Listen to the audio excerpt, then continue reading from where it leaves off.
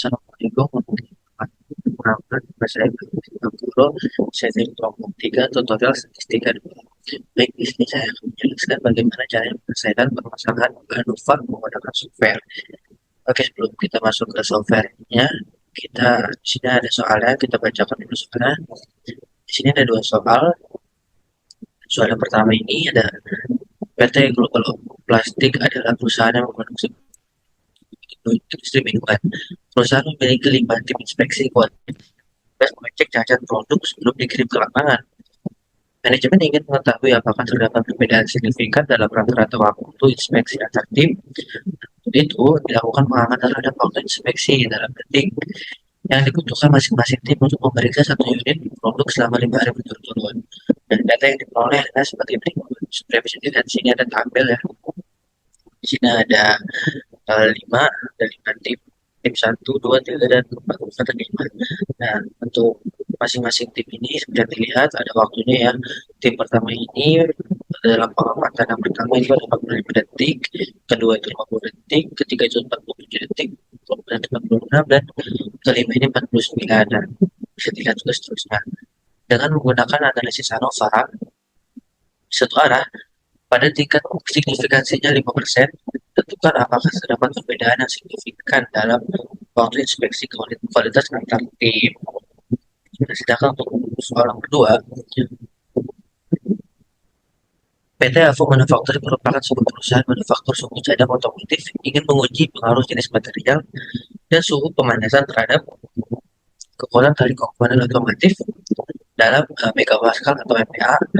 Penelitian ini bertujuan untuk menentukan kombinasi material dan suhu yang optimal guna meningkatkan daya tahan komponen terhadap beban tarik. Nah, seperti di yang bisa dilihat pada di sini ada jenis material dan juga ada suhu pemanasan dalam bentuk derajat Celcius. Nah, di sini suhunya itu ada 4 ya, ada 170 derajat Celcius, 140 derajat Celcius, 210 derajat Celcius, dan 230 derajat Celcius. Nah, untuk ABST, aluminium alloy, stainless steel, dan juga titanium alloy ini masing-masing ukuran ini beda-beda ya. Jadi 170 ini untuk aluminium alloy ada 300 megapascal, kekuatan tariknya juga dalam 190 ini ada 340 megapascal, begitu untuk 10 dan juga 230. Bisa dilihat aja di sini soalnya. Nah, oke. Nah, di sini dengan menggunakan analisis ANOVA dua arah pada tingkat signifikansi 5%, tentukan bagaimana kesimpulan mengenai efek utama dan interaksi antar variabelnya. Nah, ini untuk soalnya. Jadi untuk itu kita langsung aja masuk ke software, yaitu software Studio. Tapi sebelum kita masuk ke software Studio, kita ubah dulu tabel-tabel yang ada di soal itu ke Excel. Oke, kita langsung masuk Excel ya. Oke, nah ini adalah pertama kita buat tabel seperti ini ya. Di sini kita ubah nih tabel-tabel yang tadi. Nah, kalau tadi kan tabel itu kan ke samping ya. Jadi tim 1, 2, 3, 4, 5. Jadi ada kurang lebih ada 5 kolom.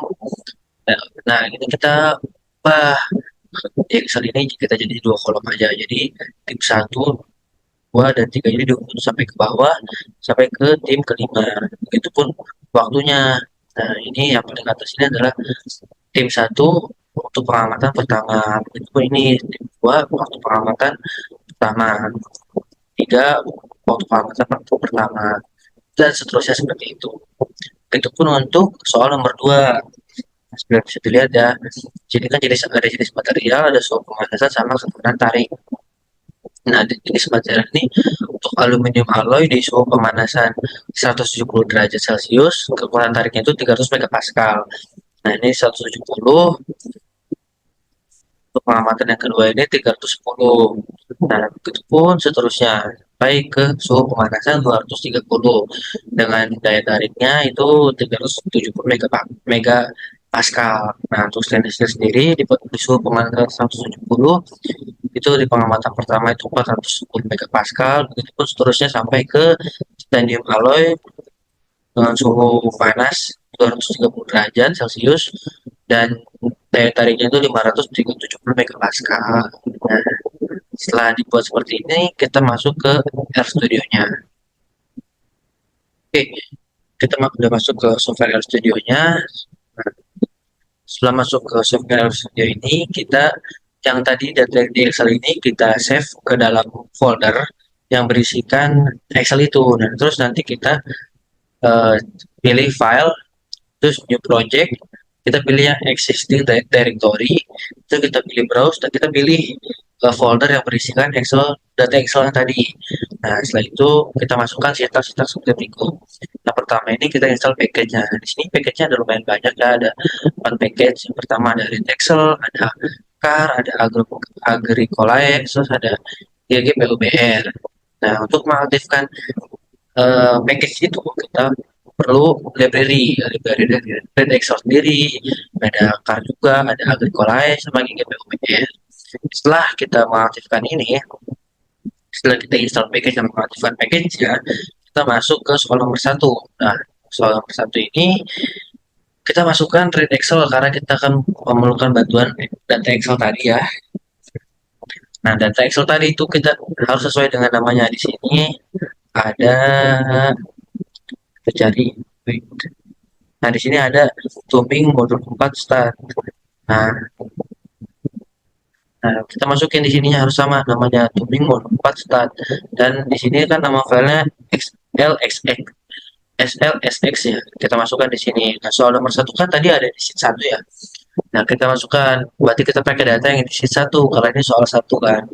Nah, terus langkah berikutnya kita harus melakukan identifikasi terhadap faktor dan variabel independen. Nah, di sini ada dua ya, ada tim, ada juga waktu inspeksi. Nah, di sini tim ini masuk ke dalam faktor ya. Di sini kita, apa namanya, waktu inspeksinya kan numerik ya dalam bentuk angka. Nah, kita masukkan juga numerik. Di sini soal nomor satu, di sini juga ada numeriknya itu soal satu waktu inspeksi. Nah, di sini untuk faktornya ini tim tim di sini juga tim karena bentuknya itu dia kelompok. Nah, di sini terus ada kita uji Leven test untuk homogen data. Nah, jika nilainya value-nya ini lebih besar dari 0,05, maka asumsi homogen beragam data terpenuhi. Nah, terus kita masukkan di sini Leven testnya, waktu inspeksinya, waktu inspeksi dan juga tim. Jadi waktu inspeksi dari tim dilakukan oleh tim ini, gitu, berapa level testnya. Nah, terus kita juga lakukan pemeriksaan normalisasi data dengan uji Shapiro. Nah, jika sama ini juga jika nilai p-value-nya itu lebih dari 0,25, maka asumsi kenormalan dapat terpenuhi. Nah, kita masukkan Shapiro test dengan di sininya waktu inspeksi yang kita uji. Nah, terus kita lakukan penyesuaian model ANOVA. Nah, di modelnya kita masukkan waktu inspeksi ya, dikurangi dengan dan juga timnya. Kita ambil dari data soal nomor satu. Nah, di sini kita masukkan ANOVA model. Terus untuk soal nomor 2 sama, kurang lebih langkahnya sama, cuman karena di sini ada dua variabel. Nah, jadi di sini kita masukkan ke jenisnya di sini faktor semua ya, karena eh, nah di sini kita faktor semua lah masukinnya.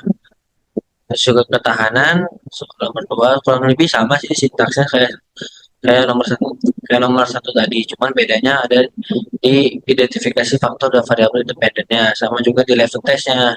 Di sini jenis dari materialnya dikalikan dengan suhunya, dikalikan dengan suhu. Lebih sama ini juga yang kita lakukan ini Shapiro testnya terhadap ketahanan tarik dari si materialnya itu, terus dari produk yang terbentuk dari material itu.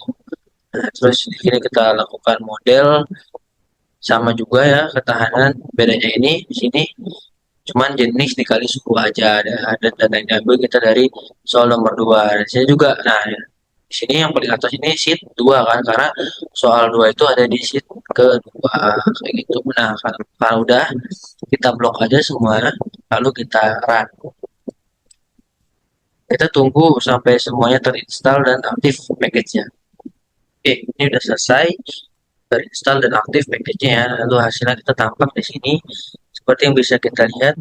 Nah, level test-nya ini itu nilainya dari p value-nya 0,0945. Tadi kan syaratnya dari level test ini jika p value lebih dari 0,05 maka ragam data terpenuhi, homogen ragam data terpenuhi. Nah, kali ini 0,09455 berarti ini terpenuhi ya homogen datanya.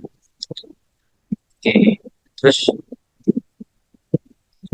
juga Shapiro testnya di sini 0, p-value 0,5951 berarti datanya ini normal, valid, normal.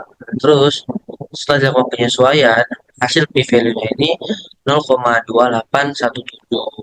Artinya berarti terbukti bahwasanya ada waktu perbedaan waktu yang signifikan antara tim satu, tim 2 dan tim 3 dan tim 4 dan juga tim 5. Nah, itu tadi itu kesimpulan dari soal nomor satu. Bukti bahwasanya ada anolan diterima kan, berarti terbukti adanya perbedaan waktu yang signifikan antara tim tersebut. Oke, nah di sini soal nomor 2, level testnya itu p-value-nya 0,921 berarti data homogennya terpenuhi ya. Terus juga di sini Shapiro testnya juga p-value-nya 0,1483 yang artinya normal datanya.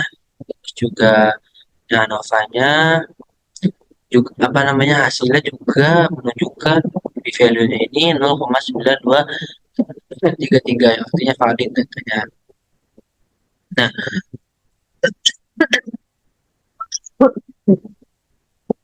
datanya valid.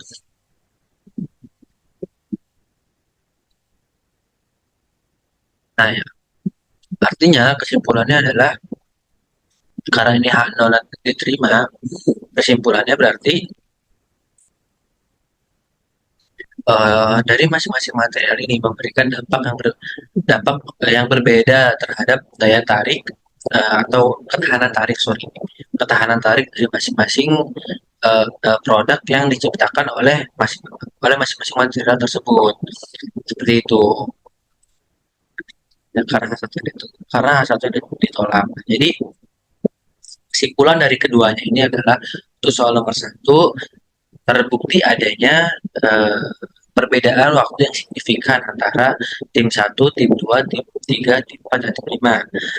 Nah, dengan hasilnya ini menunjukkan 0,2817 p-value-nya. Nah, untuk soal nomor 2 juga terbukti bahwasanya ada perbedaan ketahanan tarik dari produk yang diciptakan dari masing-masing jenis material.